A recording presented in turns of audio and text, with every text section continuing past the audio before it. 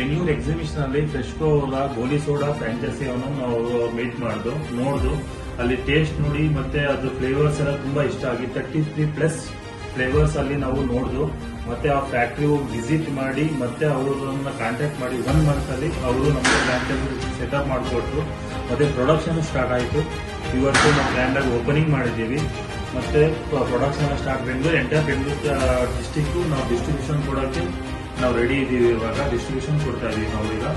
ಮತ್ತೆ ಫ್ಲೇವರ್ ನಾವು ಟೇಸ್ಟ್ ಮಾಡಿ ಪ್ರತಿಯೊಂದು ಒಳ್ಳೆ ರಿಸಲ್ಟ್ ಬಂದಿದೆ. ಇವಾಗ ನಾವು ಶಾಂಪಲ್ ಆಗಿ ಪ್ರತಿಯೊಬ್ಬರಿಗೂ ಕೊಟ್ಟಿದ್ದೀವಿ, ಒಳ್ಳೆ ರಿಸಲ್ಟ್ ಬಂದಿದೆ. ಮತ್ತೆ ಫ್ರಾಂಚೈಸಿ ಅವ್ರ ಕಡೆಯಿಂದ ನಮಗೆ ಒಳ್ಳೆ ಗುಡ್ ಆಪರ್ಚುನಿಟಿ ಸಿಕ್ಕಿದೆ. ಮತ್ತೆ ಇನ್ ಫ್ಯೂಚರ್ ಅಲ್ಲಿ ನಾವು ತುಂಬಾ ಬೆಳಿಬೇಕು ಅಂತ ಇದ್ದೀವಿ. ಫ್ಲೇವರ್ ಚೆನ್ನಾಗಿದೆ, ಮಾರ್ಕೆಟ್ ಅಲ್ಲಿ ರಾಕ್ ಆಗುತ್ತೆ.